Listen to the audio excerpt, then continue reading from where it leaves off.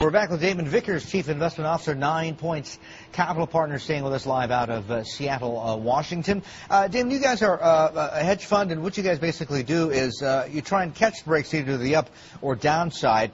Apparently with oil, also with gold, you've done the timing pretty right. Got in just as it started to oil up past 75, gold past 1,000.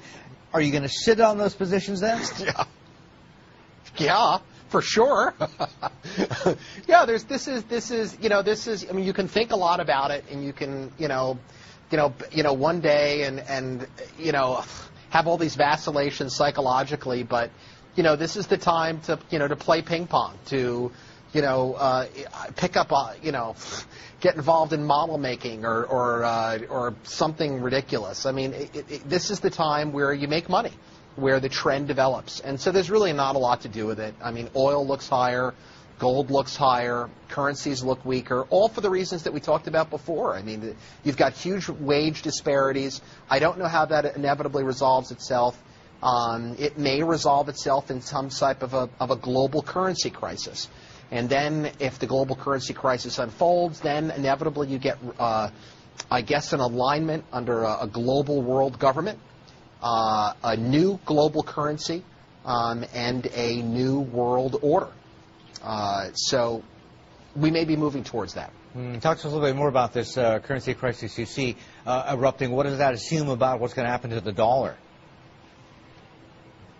Well, it assumes that the dollar will utterly get destroyed and become virtually worthless. We have a combined, well, I mean, here's what we know.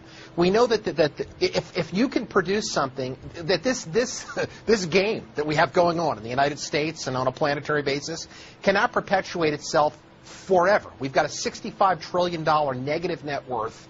We cannot possibly meet with our health care costs and our indulgent society, which we'd have in the United States. We can't put that against the unit labor cost of a China that can produce something at $1 an hour versus $24 an hour with health benefits and all that's built into there. So how does that inevitably resolve itself? Well, so you're saying you're saying the U.S. needs a softer, weaker, more competitive dollar, partly because of this whole wage disparity. But then again, overnight we had the productivity numbers out, 9.5%. I mean, that makes up for a lot, although at that kind of rate, it's probably not sustainable.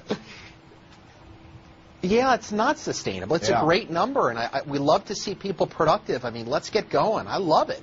But how do you create a global marketplace so that everybody benefits, so that the standard of livings are not so great, so that you don't have this mad rush to deplete the world's resources, which is kind of what we have now? What are the initiatives that have to be carried through?